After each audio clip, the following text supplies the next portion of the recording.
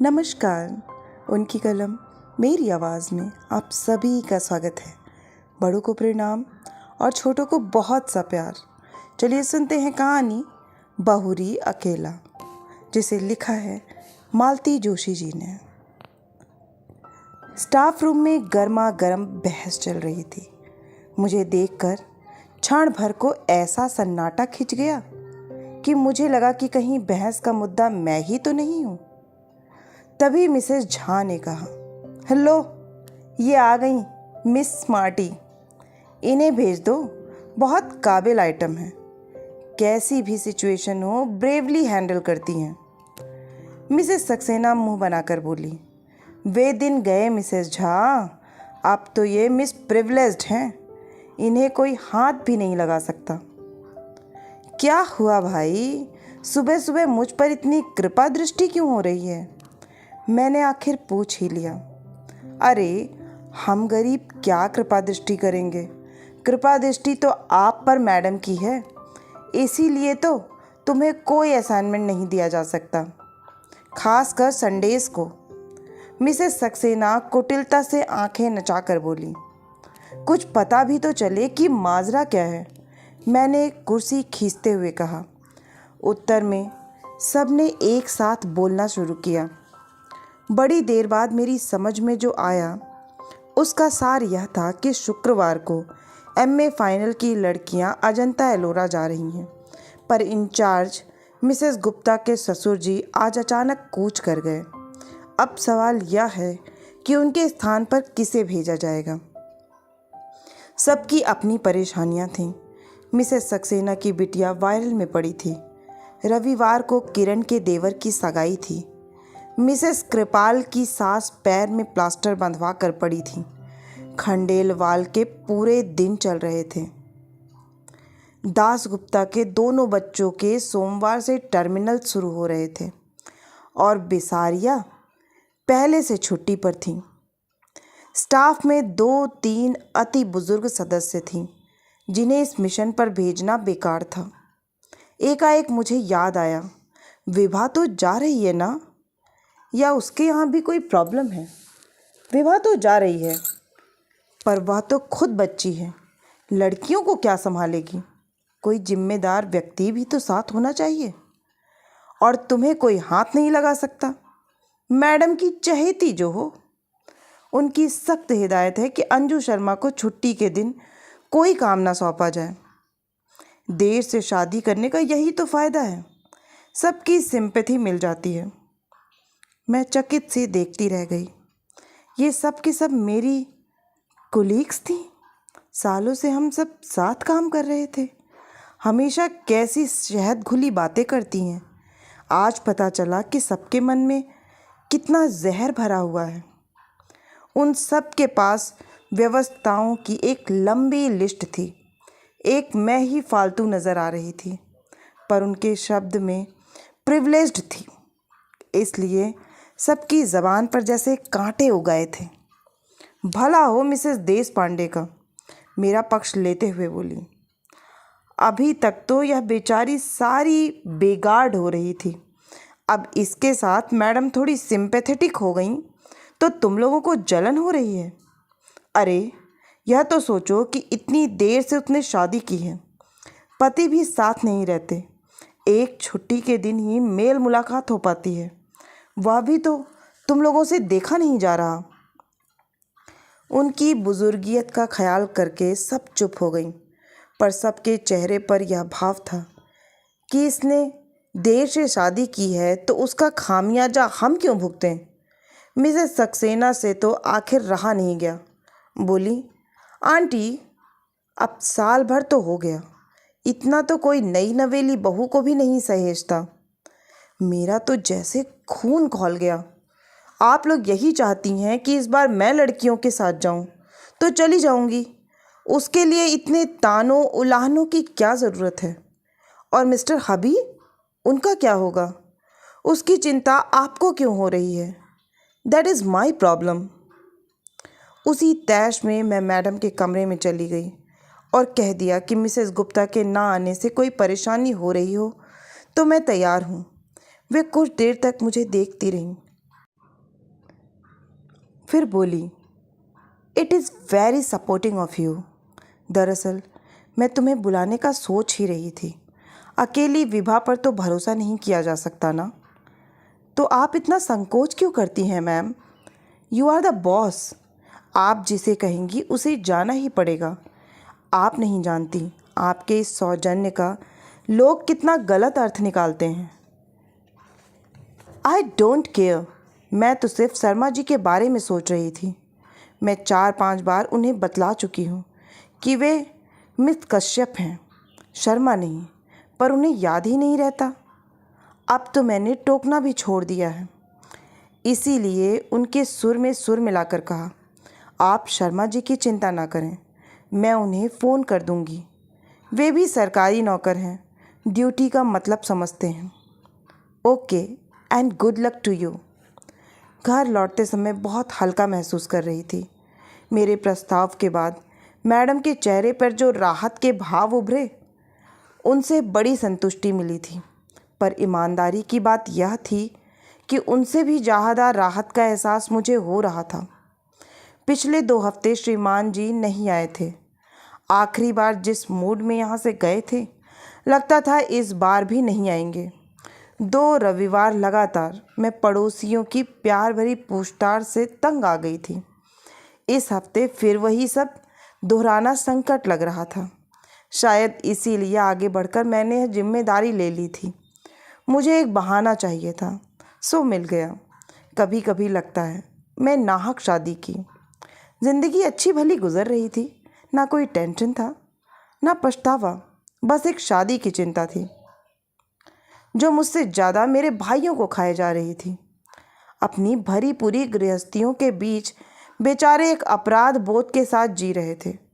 बड़े भैया की पिंकी के बीए कर लेने के बाद तो सब के सब जैसे एकदम व्यग्र हो उठे। कम से कम उसकी शादी से पहले मेरी हो जाना लाजमी था। सो श्रीमान कश्यप को घेरा गया। 10 और 12 साल के 2 बच्चों के बाप से शादी करना मेरे लिए कतई रोमांचक नहीं था। पर भाई आश्वस्त थे कि मुझे अपना एक घर मिल गया। पर उस घर से जुड़ कहाँ पाई? किसी ने मौका ही नहीं दिया। शादी के बाद 4-5 दिन रही थी। बाद में दीपावली पर लक्ष्मी पूजन के लिए गई थी बस। छुट्टियों में वे मुझे 1 आध महीना घुमाने ले गए थे। 1 महीना मुझे भाइयों के पास रहने के लिए कह दिया था। भाइयों के पास तो हर छुट्टी में जाती थी। पर इस बार का अनुभव नया था।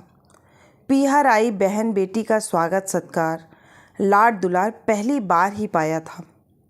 शादी के बाद भी मैं तो उसी घर में बनी रही। पर हाँ, मिस्टर कश्यप को ज़रूर एक अतिरिक्त घर मिल गया था। उनकी सारी छुट्टियां यहीं गुजरती। केंद्र सरकार की नौकरी थी। शनिवार रविवार छुट्टी होती। वे भोपाल से शुक्रवार को इंटरसिटी से आते और सोमवार की सुबह उसी ट्रेन से लौट जाते। साल भर से मेरा दाम्पत्य जीवन इसी साप्ताहिक तर्ज पर चल रहा था। उस रविवार की रात को भी वे घड़ी में अलार्म भर रहे थे कि मैंने कहा, सुबह चले जाएंगे। जाना तो पड़ेगा ही, कल सोमवार है, भूल गई क्या? सोमवार को कैसे भूल सकती हूँ, मुझे भी तो कॉलेज जाना है। पर मुझे भी कुछ याद आ रहा है। क्या? कल शाम मैंने कुछ लोगों को खाने पर बुला लिया था। कल क्यों? आज ही बुला लेती ना। यूँ ही बुलाना अच्छा नहीं लगता, कोई मौका भी तो हो। तो कल क्या है? आपकी याददाश्त तो इतनी अच्छी है, आपको यहाँ बैठकर भी अपने बच्चों के ही नहीं, भांजे भतीजों के, मामा मौसियों के जन्मदिन याद आ जाते हैं। कल तुम्हारा जन्मदिन है? नहीं, मेरा जन्मदिन तो कब से आकर चला गया। जिन्हें याद था उन्होंने मना भी लिया। आपके लिए मुझे 100 बहाने गढ़ने पड़े। एक साड़ी अपनी ओर से खरीद कर आपके उपहार के तौर पर पेश करनी पड़ी।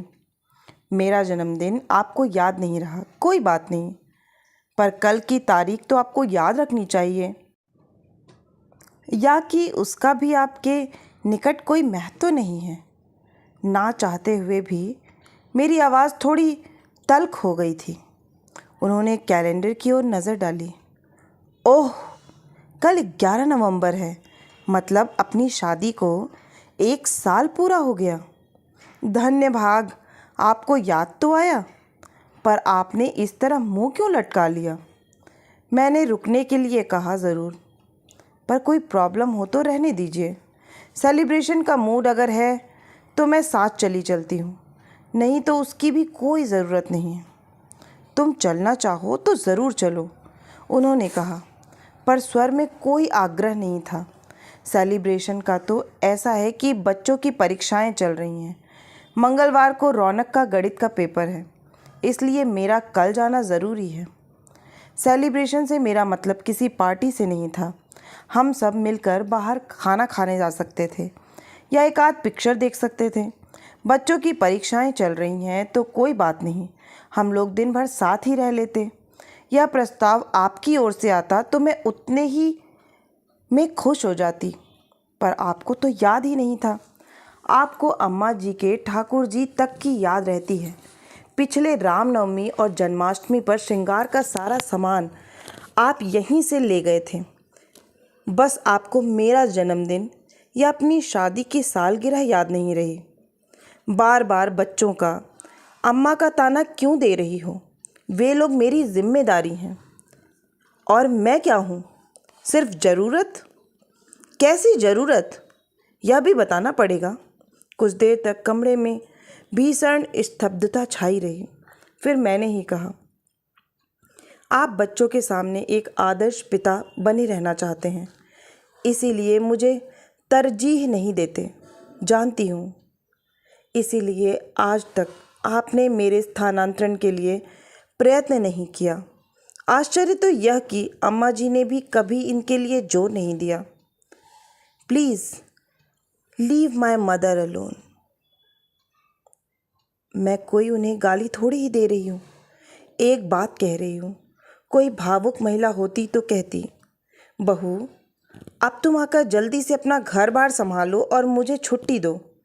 पर वे बड़ी प्रैक्टिकल हैं, उन्हें यही व्यवस्था रास आ गई है। घर उनका एक छत्र शासन में भी बना रहता है और बेटे को कोई परेशानी भी नहीं होती।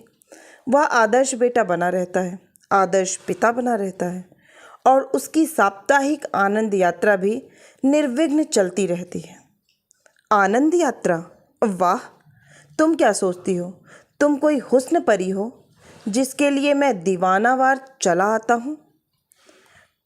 ठक लगा, जैसे किसी ने कलेजे पर एक घूंसा जड़ दिया हो।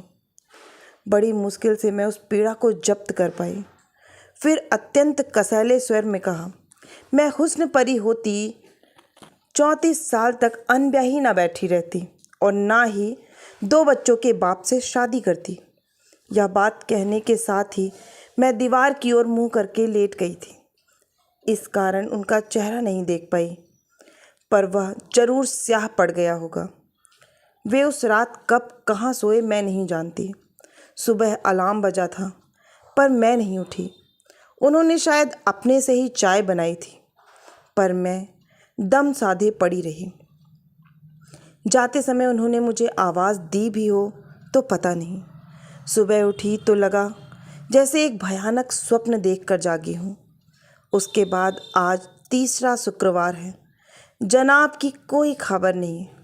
रूठ कर गए हैं। सोचा होगा मना लेगी, पर हम उस मिट्टी के नहीं बने हैं। बल्कि गुस्सा तो मुझे होना चाहिए था, अपमान तो मेरा हुआ है। सच तो यह है कि उनके ना आने से मुझे राहत ही मिलती थी, क्योंकि मुझे लग रहा था कि अब मैं उस व्यक्ति का स्पर्श या समीप्य सहन नहीं कर पाऊंगी। सुबह बैग भर रही थी कि फ़ोन खड़का। मैं बोल रहा हूँ। मैं? कितना ज़बरदस्त अहम है, जैसे आवाज़ सुनते ही पहचान लिए जाएंगे।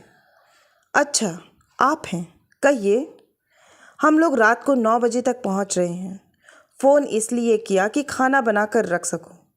पिछले 2 शुक्रवार से मेरा खाना बर्बाद हो रहा था, पर मैंने उसका जिक्र ना करते हुए कहा, हम लोग मतलब बच्चे भी साथ आ रहे हैं, इसलिए बस से आ रहा हूँ। ट्रेन बहुत लेट पहुँचाती है। मैं पसोपेश में पड़ गई। मेरी चुप्पी से वे भी थोड़े विचलित हो गए। क्या हुआ? Any problem? कहो तो बच्चों को ना लाऊं? बड़ी मुश्किल से ही उन्हें राजी किया था। बच्चे आ रहे हैं तो दे आर मोस्ट वेलकम, लेकिन सचमुच एक प्रॉब्लम आ गई है। मैं आज शाम को अजंता एलोरा जा रही हूँ। प्रोग्राम बदल नहीं सकती। नहीं, क्योंकि यह प्लेजर ट्रिप नहीं है। कॉलेज की लड़कियों के साथ इंचार्ज बनकर जा रही हूँ। पर तुम ही क्यों? मैं क्यों नहीं? पिछले साल भर से तो उन्होंने मुझे कोई काम नहीं लिया। मेरे सारे संडेज फ्री रखे। कॉलेज में इतनी परीक्षाएं होती हैं, पर कभी इन्विजिलेशन की ड्यूटी भी नहीं दी। पर किसी की सदाशयता का ज़्यादा फ़ायदा उठाना अच्छा थोड़े ही लगता है। आखिर यह मेरी नौकरी है। इस बार उधर चुप्पी छाई रही। फिर 2 हफ्ते से आप आए नहीं थे, तो मैंने सोचा इस बार भी नहीं आएंगे। मैं 2 हफ्तों से नहीं आया तो तुमने कोई खोज खबर भी तो नहीं ली? एक बार फ़ोन ही कर लेती। कारण मुझे मालूम था, इसलिए फ़ोन नहीं किया। मैं बीमार भी तो हो सकता था। आप तो नाराज़ थे। मैं तो आज भी आपको एक्सपेक्ट नहीं कर रही थी। शायद अम्मा जी ने। हर बार अम्मा को बीच में क्यों ले आती हो? बहुत ही श्रद्धालु अंतःकरण से कह रही हूँ कि शायद अम्मा जी ने ही समझाया होगा कि कमाऊ बीवी से बनाकर चलना चाहिए। उधर से फ़ोन पटकने की आवाज़ आई। मैंने भी परवाह नहीं की। अगर आप कड़वी बात कहते हो तो सुनने का भी हौसला रखो। जब सुन नहीं सकते तो कहते क्यों हो? कॉलेज से लौटते हुए अचानक ख्याल आया कि सफ़र के लिए कुछ ज़रूरी चीज़ें ले लूं। घर की ओर मुड़ने की बजाय मैं बाज़ार की ओर मुड़ गई। वह शायद मेरी होनी ही थी जिसने मुझे इस बात के लिए प्रेरित किया था, क्योंकि उस ओर मुड़ते ही एक स्कूल बस मेरे सामने आ गई। उसे बचाने के लिए मैं सड़क के इतने किनारे चली गई कि गिर ही पड़ी। क्षण भर को आंखों के सामने अंधेरा छा गया। पल भर में वहाँ भीड़ जुट गई थी। 400 हृदय लोगों ने मुझे स्कूटर के नीचे से निकाला और पास के अस्पताल में पहुँचाया। मैंने तुरंत एक फ़ोन पड़ोस में किया और एक कॉलेज में। नीतू और उसकी मम्मी फ़ौरन दौड़ी चली आईं और पूरे समय मेरे साथ बनी रहीं। कॉलेज में फ़ोन करने का मेरा उद्देश्य सिर्फ यह था कि वे लोग मेरे भरोसे ना रहें। पर खबर मिलते ही प्रिंसिपल मैडम भी 2-3 लोगों के साथ आ गईं और जाते समय अपनी कार वहीं छोड़ गईं।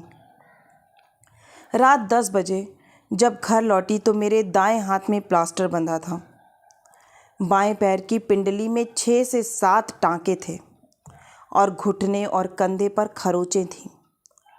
सौभाग्य से सिर पर कोई चोट नहीं थी, पर वह बेतरह घूम रहा था। घर आते ही पस्त होने से पहले मैंने बड़े भैया को फ़ोन लगाया। मेरे कुछ कहने से पहले ही वे ही बोल उठे, अरे इतनी देर तुम कहाँ थी? मैं कब से फ़ोन लगा रहा था। उनके स्वर में उल्लास फूटा पड़ रहा था। मैंने अपनी बात कुछ देर को मुलतवी करके कहा, थोड़ा बाज़ार तक गई थी। पर आप मुझे क्यों ढूंढ रहे थे? अरे वो बीकानेर वाले पिंकी को देख कर गए थे ना, उनके यहाँ से हाँ आ गई है। अरे वाह, बधाई। लड़का 3 महीने के लिए जापान जा रहा है, इसीलिए माँ के साथ एक बार मिलने आ रहा है। मेरी इच्छा थी कल तुम दोनों भी आ जाते तो लड़के को देख लेते। दरअसल क्या है भैया कि मैं कॉलेज के साथ टूर पर जा रही थी, तो इन्हें आने के लिए मना कर दिया था। कब जा रही हो? आज ही जाना था, पर पता नहीं कैसे स्कूटर से गिर पड़ी। पट्टी वगैरह करवा कर अभी लौटी हूँ। ज़्यादा चोट तो नहीं आई? चोट तो ज़्यादा नहीं है, पर आना ज़रा मुश्किल लग रहा है।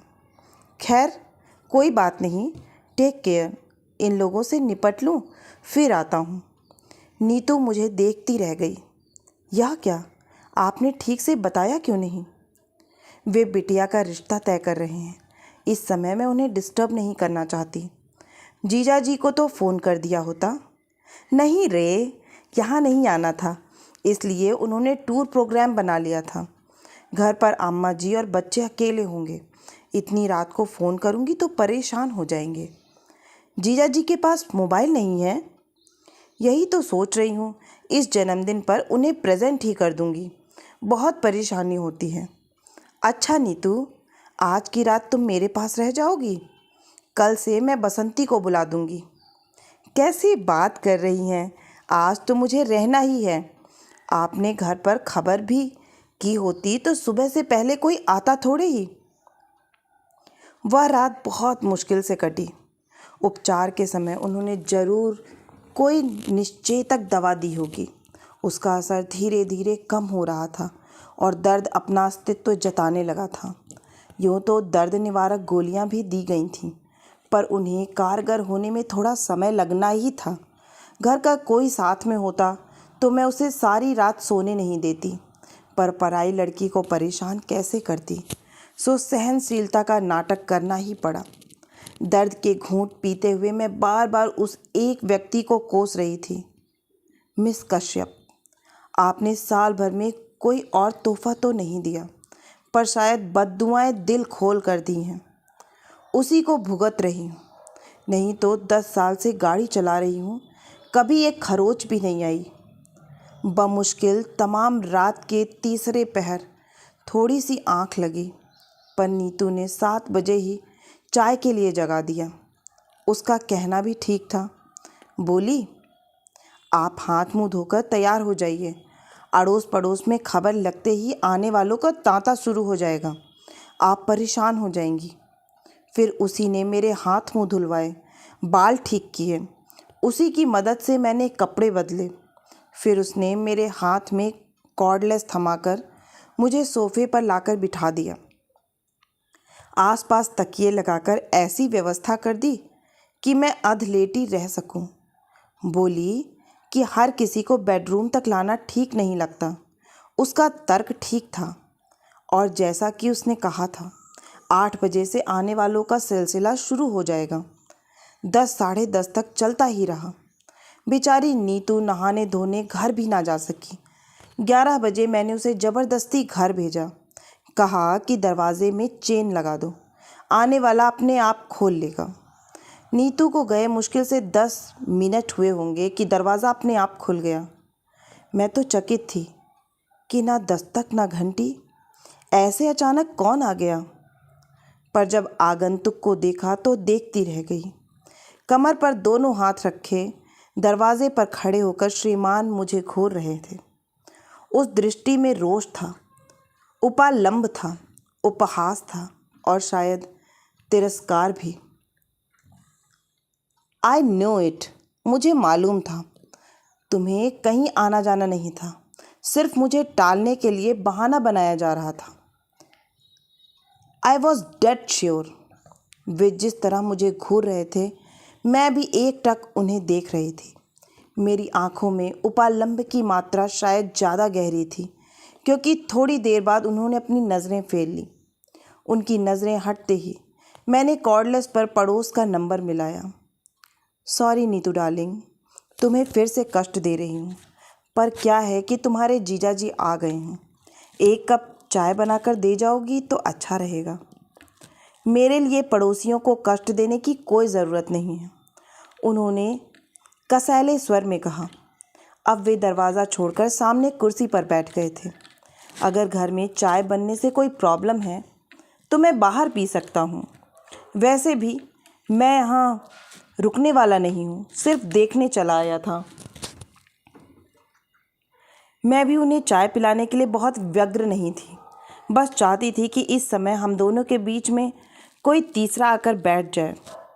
मुझे पता था कि जीजा जी का नाम सुनते ही नीतू दौड़ी चली आएगी, और वही हुआ। 5 मिनट में नीतू 2 कप चाय लेकर हाजिर हो गई। हाय जीजा जी, नीतू ने चहक कर स्वागत किया और हुलस कर पूछा, आपको कैसे पता चला? दीदी तो फ़ोन ही नहीं कर रही थी। पता करने वाले पता कर ही लेते हैं, इन्होंने कुटिल मुस्कान के साथ कहा। बेचारी नीतू इनका मंतव्य समझ नहीं पाई। अपनी ही रॉ में बोली, मम्मी यही तो कह रही थी कि दिल से दिल को राह होती है, फ़ोन करने की क्या ज़रूरत है। फिर इन्हें चाय पकड़ाते हुए मुझसे बोली, दीदी अब आप भी उठकर जरा सी चाय पी लो, सुबह से बोल बोल कर दिमाग चकरा गया होगा। वह मुझे सहारा देकर उठाने लगी और इनके चेहरे का रंग बदलने लगा। मेरी अधलेटी मुद्रा को वे अनादर का प्रदर्शन समझ रहे थे। अब उन्हें कुछ कुछ समझ में आ रहा था। उठने की प्रक्रिया में जब मेरा शॉल कंधे से खिसक गया तो प्लास्टर पर उनकी नज़र पड़ी। अरे ये हाथ को क्या हो गया? गनीमत है कि सिर्फ हाथ ही टूटा है। आप खुशकिस्मत हैं जीजा जी कि ये सही सलामत बच गईं, वरना क्या से क्या हो जाता। तुम्हें मैं सही सलामत नज़र आ रही हूँ? अरे हाथ ही तो टूटा है। सब लोग कह रहे थे कि किस्मत वाली थी जो सड़क के किनारे गिरी। अगर बीच में गिरती तो सोचो क्या होता। उस कल्पना मात्र से ही मुझे झुरझुरी हो आई। मैंने नीतू से कहा, थोड़ी हेल्प कर दोगी तो भीतर जाकर थोड़ा लेट लूँगी। हाँ, अब आप बिल्कुल आराम करो, कोई आएगा तो जीजा जी निपट लेंगे। बिस्तर पर लेटते हुए मैंने कहा, बसंती को 2 दिन की छुट्टी दे दी थी। अगर किसी के हाथ खबर भिजवा दोगी तो वह आ जाएगी, 2 रोटी ही डाल जाएगी। बसंती को मैं खबर कर दूंगी, पर आप रोटी की इतनी चिंता क्यों कर रही हैं? हम लोग क्या इतना भी नहीं कर सकते? तुम ही लोग तो कर रहे हो। पड़ोसी और होते किस लिए हैं? नीतू जब चली गई तो ये कमरे में आकर बोले, इतना सब हो गया तो क्या मुझे फ़ोन नहीं कर सकती थी? मैंने एक क्षण उनकी ओर देखा और कहा, फ़ोन कर भी देती तो क्या आप विश्वास कर लेते या इसे भी एक बहाना समझते? वे चुप हो गए। फिर बड़ी देर तक मौन हम दोनों के बीच पसरा रहा। फिर कुछ देर बाद फ़ोन बजा। मेरा कॉर्डलेस बाहर ही छूट गया था, इसलिए फ़ोन इन्हें ही उठाना पड़ा। शायद बड़े भैया का था। मेरे हाल चाल पूछ रहे थे। मैं जब तक उन्हें सावधान करती वे सब ब्यौरा दे चुके थे। फिर तो मेरी पेशी होनी ही थी। ये क्या कर बैठी तुम, और रात को मुझे बताया क्यों नहीं? मैं उसी समय चला आता। मुझे मालूम था, इसीलिए नहीं बताया। आप आ भी जाते तो सुबह फिर मेहमानों के लिए भागना पड़ता। अब आपकी उम्र इतनी भाग दौड़ करने की नहीं है। वैसे चिंता की कोई बात नहीं है। पड़ोसी बहुत अच्छे हैं और अब तो ये भी आ गए हैं। हाँ, अभी फ़ोन पर उनकी आवाज़ सुनकर थोड़ा संतोष तो हुआ। अच्छा, तो हम लोग सुबह आते हैं। Take care. भैया के फ़ोन के बाद फिर से सन्नाटा छा गया। ये पेपर पढ़ते रहे। मैं सोने की कोशिश करती रही। नीतू दोनों की थालियाँ लेकर आई। तभी यह नीरवता भंग हुई। नीतू बोली, मम्मी तो कह रही थी जमाई जी को यहीं बुला लो, ठीक से खा लेंगे। पर मैंने कह दिया कि दीदी अकेले बोर हो जाएंगी। वो अच्छी हो जाएं, फिर दोनों को एक साथ बुलाकर खूब खातिरदारी कर लेना। एक बात और, जाते हुए मैं बाहर से ताला डालकर जा रही हूँ, नहीं तो मोहल्ले भर की आंटी लोग तंग करने आ जाएंगी। रात भर की जागी हो, थोड़ा आराम कर लो। खोलोगी कब? 4 बजे चाय लेकर आऊँगी ना। और सचमुच वह हमें ताले में बंद करके चली गई। वह जब तक रहती है पटर पटर करती रहती है। घर भरा भरा लगता है।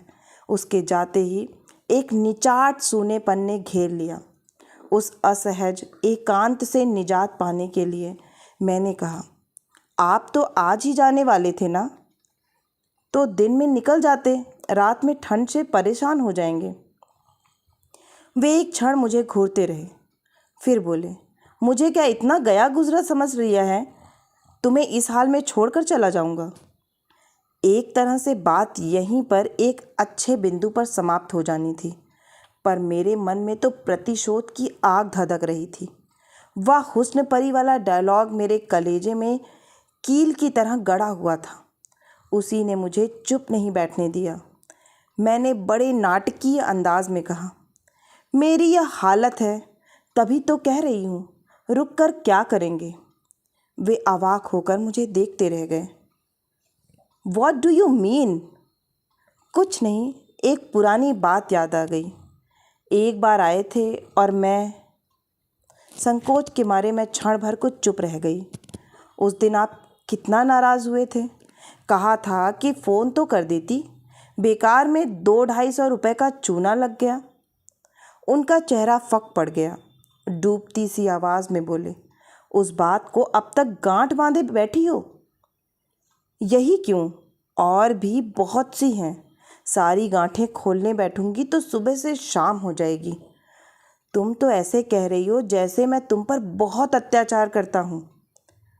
प्रचलित मायनों में जिसे अत्याचार कहते हैं वह तो आप कर नहीं सकते थे, क्योंकि मैं उतनी बेचारी नहीं हूँ। आपका तरीका बहुत सोफिस्टिकेटेड है और अप्रोच बहुत ही प्रैक्टिकल। बहुत आसानी से आप सामने वाले की भावनाओं को अनदेखा कर सकते हैं। मसलन अब कहाँ से शुरू करूँ? चलिए शुरू से करते हैं। याद है जब शादी के बाद पहली बार हम लोग इस घर में आए थे, मेरी सहेलियों ने घर को बहुत कलात्मक ढंग से सजाया था। हमारा स्वागत भी बहुत शानदार हुआ था। हार, फूल, संगीत, उपहार, मिठाई, और लोग इतने कि पैर रखने की जगह नहीं थी। उसके बाद जब हम अकेले हुए तो आपका प्रश्न था, फ्लैट तो बहुत सुंदर है, कितने का पड़ा? क्या मुझे यह पूछने का हक नहीं था? ज़रूर था, पर आपकी टाइमिंग गलत हो गई। उस निभृत एकांत की अवहेलना कर आप इंदौर और भोपाल की कीमतों की तुलना कर रहे। बातों बातों में आपने यह भी पूछ लिया कि मैंने लोन बैंक से उठाया था या जीपीएफ से लिया था, और यह भी कि किस्तें पट गईं या कि अभी बाकी हैं। मेरे ख्याल से मुझे यह भी पूछने का हक नहीं था। हक 100% है, पर यह विषय उस दिन के लिए नहीं था। मुझे मालूम है, मेरी शादी में मेरी नौकरी, मेरा वेतन, मेरा फ्लैट प्लस पॉइंट्स थे, पर वे ही अहम मुद्दा होकर रह जाएंगे और मैं गौड़ हो जाऊंगी, यह नहीं सोचा था। अगली बार आप जब आए तो आपने नॉमिनेशन के बारे में पूछा था। मैंने दोनों भाइयों के बेटों का फ्लैट और जीपीएफ के लिए नॉमिनेट किया हुआ था। आपने कहा कि अगर नामांकन बदलना है तो फुर्ती करनी होगी, नहीं तो बाद में बहुत परेशानी होती है। इसमें गलत क्या था? सरकारी दफ्तर में काम करता हूँ, रोज़ देखता हूँ कि लोग बाद में किस तरह परेशान होते हैं। मैं भी जानती हूँ, पर महीने भर पहले ब्याही औरत भविष्य के सपने रखती है। उसे वसीयत के बारे में सोचना ज़रा अच्छा नहीं लगता। बदली हुई परिस्थिति में शायद मैं खुद इस विषय में पहल करती, पर आपकी उतावली देखकर वितृष्णा हो आई। इसके बाद तो एक्सप्लॉयटेशन का एक अनवरत सिलसिला शुरू हो गया। मेरे टेलीफोन का बिल दुगना तिगुना आने लगा। सब लोग छेड़ते कि रात रात भर मियाँ से बात करती होगी। उन्हें क्या पता था कि मियाँ ने घर पर बात करने के लिए एकदम मना किया हुआ है, और दफ्तर में बात करना मुझे अच्छा नहीं लगता। उन्हें कैसे बताती कि यहाँ आकर श्रीमान को सारे दोस्तों के, भाई भतीजों के जन्मदिन याद आ जाते हैं। सारे रिश्तेदारों की मिजाज पुरसी और मातम पुरसी यहीं से होती है। यह तो शायद तुम्हें भी पता होगा कि लॉन्ग डिस्टेंस कॉल संडेज़ को सस्ती पड़ती हैं, और अक्सर संडेज़ को मैं यहीं होता हूँ। हाँ, मुझे पता है, और मुझे यह भी पता है कि इंदौर का कपड़ा मार्केट बहुत अच्छा है, इसलिए चादरें और पर्दे यहीं से खरीदने चाहिए। यहाँ की रेडीमेड गारमेंट्स की मंडी भी मशहूर है, इसलिए बच्चों के जन्मदिन के कपड़े यहीं से लेने चाहिए। यहाँ जब तक गर्म कपड़ों की सेल लगती है, इसलिए अम्मा जी के लिए शॉल और स्वेटर यहीं से जाएगा। इसके अलावा और भी फरमाइशी आइटम्स हैं, जैसे फरियाली सामान, नमकीन, राहुल के लिए कैमरा, एटलस, रीना के लिए बॉर्बी का सेट, कलर बॉक्स वगैरह। और मुझे यह भी मालूम है कि आपने घर पर यह कभी नहीं जताया होगा कि ये फरमाइशें कौन पूरी कर रहा है। देखो, ज़्यादा एहसान जताने की ज़रूरत नहीं है। हिसाब लगा कर रखना, अगली बार आऊँगा तो सब चुकता कर जाऊँगा। हिसाब करने की ज़रूरत नहीं है, क्योंकि यह सब मैंने अपने घर के लिए, अपने बच्चों के लिए किया था। जिस तरह शादी के बाद यह घर आपका हो गया, मैंने सोचा कि वह घर भी अब मेरा ही है, इसीलिए एहसान की कोई बात नहीं, बात अधिकार की है। राहुल को जन्मदिन पर डांस करना था। आप यहाँ का म्यूज़िक सिस्टम ले गए। बच्चों को गर्मियों में पिक्चर देखनी थी। आप यहाँ से वीसीडी प्लेयर ले गए।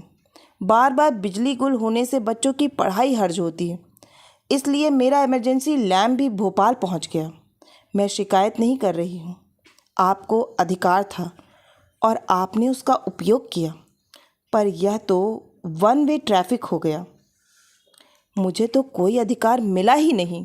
मेरा तो सिर्फ एक्सप्लॉयटेशन किया गया। एक्सप्लॉयटेशन?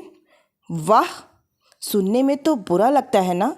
शोषण कहूँगी तो और भी बुरा लगेगा, पर मेरे साथ यही हो रहा था और वह मेरी समझ में भी आ रहा था।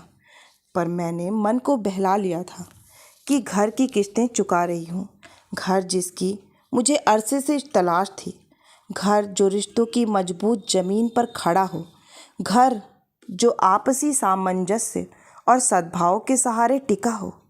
पर वह घर तो मुझे मिला नहीं, आपने दिया ही नहीं। देखो, तुम्हारी तरह मैं साहित्यिक भाषा तो नहीं बोल सकता, लेकिन आप खूब बोल सकते हैं। आपका हुस्न परी वाला जुमला तो अब तक मेरे कलेजे में गड़ा हुआ है। कल रात मैं दर्द के मारे सो नहीं पाई थी, पर यह दर्द उस दर्द के मुकाबले कुछ नहीं था जो उस रात आपने मुझे दिया। यह घाव तो कल को भर भी जाएंगे, पर यह घाव तो ताउम्र हरा रहेगा। और आज तो आपने कमाल ही कर दिया। आज आज मैंने क्या किया? वे हैरान थे। आज आप सिर्फ मेरे सच को परखने यहाँ चले आए। मान लो मैं चली ही गई होती तो आपकी क्या इज्जत रह जाती या मेरी ही क्या इमेज बनती। आपकी तो ये दूसरी शादी है। इतना तो आप भी समझते होंगे कि दाम्पत्य का आधार होता है विश्वास। और मिस्टर कश्यप, आपने उसे ही निकार दिया, फिर शेष क्या रहा? तभी दरवाज़ा खड़का। नीतू शायद चाय लेकर आई थी। हम दोनों अच्छे बच्चों की तरह चुपचाप बैठ गए। वैसे भी बोल बोल कर मैं इतना थक गई थी कि कुछ देर आंख बंद करके लेटने को जी चाह रहा था, और चाय पीकर मैं सचमुच लेट गई। नीतू बोली, जीजा जी शाम को क्या खाना पसंद करेंगे बताइए। व्यंग्यपूर्ण मुस्कुराहट के साथ ये बोले, मैं गरीब क्या बताऊंगा, अपनी दीदी से पूछो, गेस्ट ऑफ ऑनर तो वे हैं। और इतना कहकर वे बाथरूम में घुस गए। नीतू थोड़ी देर बैठी बतियाती रही, पर मेरी ओर से कोई प्रोत्साहन ना पाकर चुपचाप उठकर चली गई। वे फ्रेश होकर आए और बालों में कंघा फेरते हुए बोले, अच्छा तो मैं निकल रहा हूँ। मैंने प्रश्नार्थक नज़रों से उनकी ओर देखा। रतलाम वालों के आने तक रुकने का इरादा था, पर देखता हूँ उसकी कोई ख़ास ज़रूरत नहीं है। तुम्हारे अड़ोसी पड़ोसी बहुत अच्छे हैं, खूब अच्छी सेवा टहल कर रहे हैं। मेरी वजह से बल्कि असुविधा ही हो रही है। और हाँ, तुम्हारी सारी चीज़ें अगली बार ले आऊँगा, अगर आया तो, वरना किसी के हाथ भिजवा दूँगा। मैंने उठने का उपक्रम किया तो बोले, लेटी रहो, मेरे लिए फॉर्मेलिटीज़ करने की ज़रूरत नहीं है। वैसे भी आदर मान बहुत हो चुका है। सी ऑफ करने के लिए ना सही, दरवाज़ा बंद करने के लिए तो उठना होगा। मैं लड़खड़ाते हुए उठ खड़ी हुई। लंगड़ाते हुए जब तक दरवाजे पर पहुंची, ये 2 मंजिल उतरकर बिल्डिंग के गेट तक पहुंच चुके थे। खिड़की से मैं उन्हें जाते हुए देखती रही। फिर मैंने बहुत मुश्किल से दरवाज़ा बंद किया। इतने से श्रम से भी मैं हाँफ गई थी। देर तक बंद दरवाजे से पीठ लगाए मैं निस्पंद सी खड़ी रही। सामने वही खिड़की थी जहाँ से मैंने उन्हें जाते हुए देखा था। मुझे लगा वे मेरे घर से नहीं, जीवन से भी चले गए हैं। अलविदा मिस्टर कश्यप, मैंने कहा। आज से मेरे घर का और मेरे मन का दोनों दरवाजे आपके लिए बंद हो चुके हैं। घर का दरवाज़ा तो शायद कभी मजबूरी में खोलना भी पड़ेगा, क्योंकि इस शादी को इतनी आसानी से मैं नकार नहीं सकती।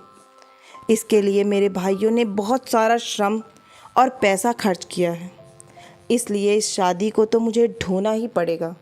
पर मेरे मन का दरवाज़ा अब आपके लिए कभी नहीं खुलेगा, कभी भी नहीं। आशा है कि आपको यह कहानी बहुत ही पसंद आई होगी।